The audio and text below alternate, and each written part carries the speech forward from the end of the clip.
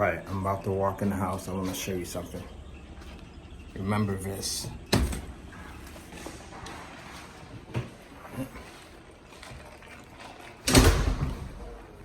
Put my drink down for a second.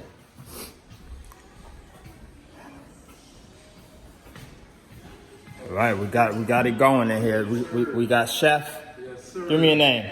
John Taylor. We got Chef John Tay in here, and we've got the boss. The boss to the right of him. We're not going to give the boss's name here. We're going to keep that top secret, Brittany. But what they're doing is, take a look at what they're doing. They are chefing up, right? So they've got everything going.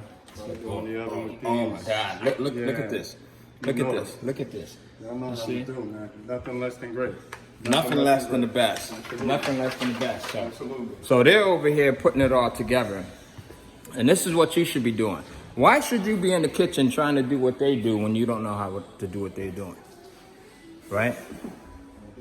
You get one of the best, you get them to do it, and you eat well. And then you do what you know how to do best.